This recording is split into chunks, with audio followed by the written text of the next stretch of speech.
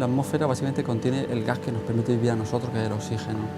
De hecho, eso es una parte bastante importante. Pero en cierto modo también me gustaría ver la atmósfera como un vínculo entre la Tierra y el agua. Porque, por ejemplo, si entendemos el ciclo hidrológico, la atmósfera es el nexo de unión entre lo que sería los mares, el agua se evapora, se forma la nube y la lluvia precipita en la Tierra, que recibe ese agua del mar. Si no estuviera la atmósfera ahí presente, ese tipo de ciclo se interrumpiría y el ciclo hidrológico es vital, ¿no?, para la vida.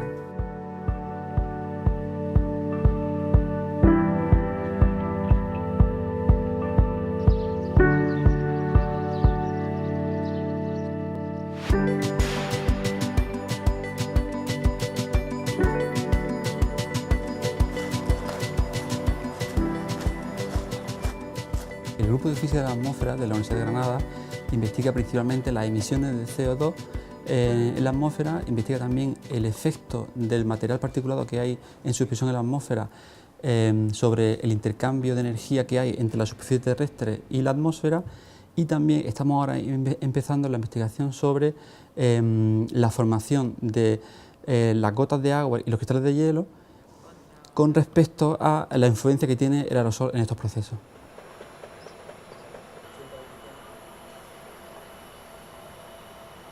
Este instrumento es un radar de nubes. Funciona como los radares que conocemos que miden la lluvia, pero tiene una frecuencia específica para medir las gotas que hay en la nube.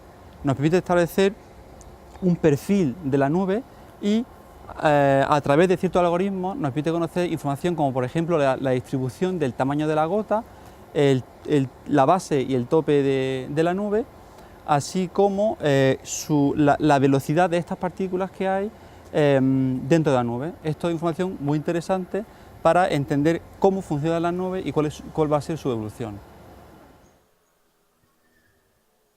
El instituto, tal y como es ahora, el Instituto Interuniversitario de Investigación del Sistema Tierra en Andalucía, surge como evolución del Centro Andaluz de Medio Ambiente.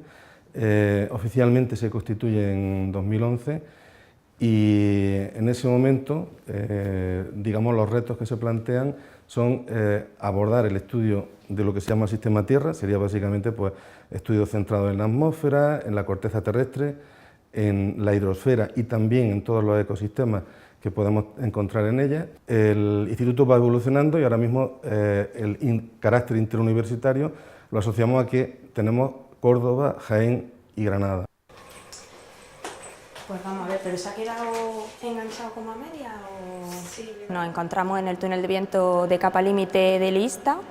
Es un túnel de viento que su particularidad respecto a los túneles de viento aerodinámicos es que en él se simula el campo de viento dentro de la capa límite atmosférica, es decir, que la velocidad de viento en toda la columna de aire no es constante, sino que la parte que está más cercana a la superficie está frenada por el rozamiento con la superficie, que es lo que ocurre en la zona donde nos encontramos, donde están las infraestructuras normales en las que hace su vida el hombre. Eso es la capa límite atmosférica y nosotros simulamos dentro del túnel de viento la capa límite a escala pequeña.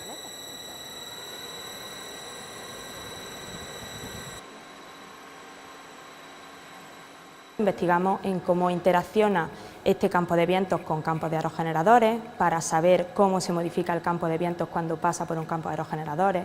Puede influir en temas como el clima, la hidrología, la humedad que llega a las plantas, influye en muchos temas y nosotros aquí vemos cómo se modifica el campo sobre ese campo de aerogeneradores o también, como hemos visto, qué fuerza o qué esfuerzo ejerce el viento sobre infraestructuras artificiales como puede ser una grúa portuaria o una de las últimas investigaciones que estamos llevando a cabo, que es la interacción que ocurre entre el campo de vientos dentro de la capa límite superficial con un campo de olivos para saber hacia dónde puede ir el polen de esos olivos, que ahora está muy en boga el tema de las alergias.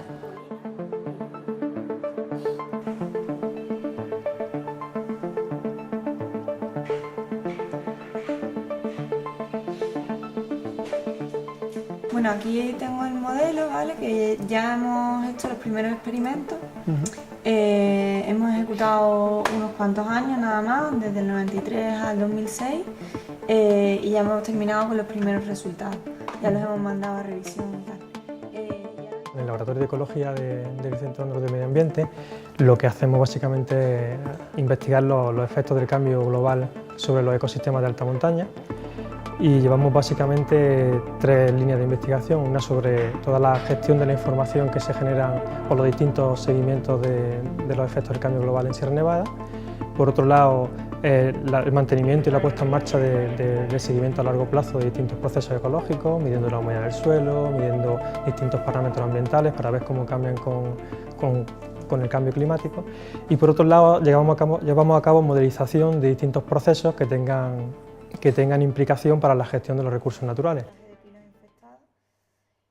Creo que habrá especies que se adaptarán y habrá otras especies que serán más vulnerables que no se adaptarán. Si algunas especies se van perdiendo o algunos ecosistemas van perdiendo algunos de los servicios que actualmente nos dan, pues hombre, eso puede ser peligroso. Por ejemplo, la calidad del aire, si cada vez tenemos unos bosques más pobres o unos bosques que son cada vez más pequeños, con menos biodiversidad y son capaces de captar menos carbono, eso no afectará a la calidad del aire, ¿no?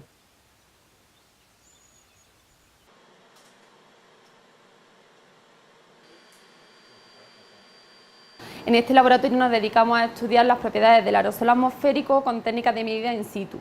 ¿Qué son las técnicas in situ? Pues con las técnicas in situ lo que hacemos es recoger el aire que hay fuera, que hay en la atmósfera, y lo introducimos en los diferentes instrumentos para poder caracterizarlo.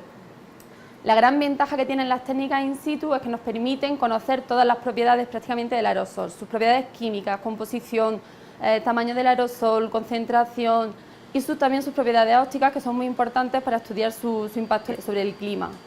Somos una de las estaciones con una base de datos más larga, que también es muy importante para poder hacer estudios climáticos, una de las estaciones con más datos de Europa.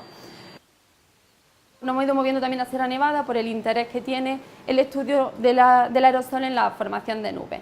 Sierra Nevada es un laboratorio natural en el que podemos estudiar las nubes. Se encuentra embebida en nubes durante gran parte del tiempo y entonces nos permite estudiar tanto el aerosol que se encuentra ahí en la atmósfera como el aerosol que está dentro de las nubes que hay en Sierra Nevada. El aerosol son partículas que se encuentran suspendidas en la atmósfera, varían en tamaño desde unos escasos nanómetros hasta decenas de micrómetros, es decir, desde partículas muy pequeñitas hasta partículas ya como polvo y demás, o pólenes que tienen ya tamaños de 10-20 micras en tamaño, que es ya bastante grande. Es muy importante principalmente por su impacto que tienen sobre la salud humana. Las partículas, que son muy pequeñitas, pueden penetrar dentro del organismo, las respiramos y tienen efectos nocivos sobre la salud. El segundo gran efecto que tiene el aerosol es sobre el clima. Estas partículas dispersan y absorben la radiación, lo que van a hacer es que enfriar o calentar la atmósfera.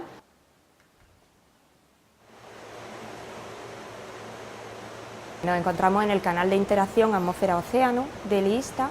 Es una infraestructura singular porque en ella podemos simular varias de las acciones fundamentales que se encuentran en el mar, en el océano.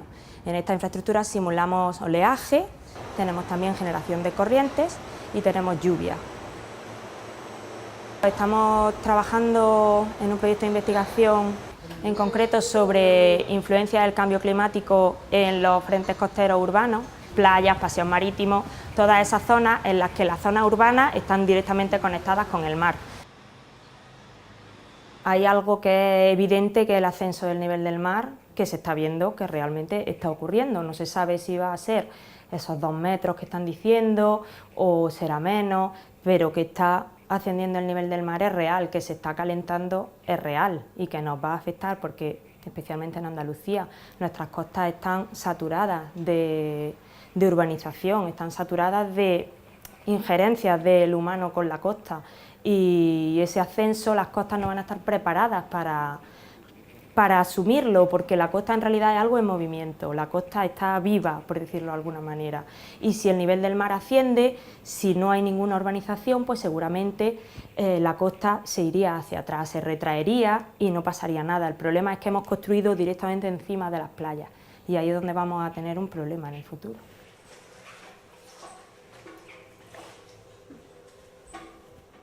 Hay que invertir en hacer investigación aplicada en nuestra zona. No podemos utilizar los criterios, por ejemplo, de cómo se comportan, cómo tienen lugar las emisiones de determinados componentes, ya sean partículas contaminantes o ya sean gases, en el norte de Europa, sino que tenemos que ver cómo se comportan en nuestro entorno, porque tenemos unas características distintas, diferentes. Entonces, en este sentido, la investigación no podemos dejar que la hagan otros, tenemos que hacerla y en algunos aspectos tenemos que hacerla en el sitio.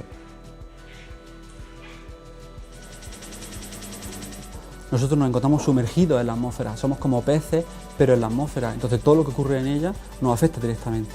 Hay que medir, hay que conocer, hay que observar la atmósfera, tomar datos y registrarlos y saber cómo esa física de los procesos, ¿no? Saber cómo funcionan para mejorar la modelización. Entonces, al final, la investigación es interesante porque es un reto, siempre es un reto la investigación, porque intenta responder preguntas que no conoce nadie.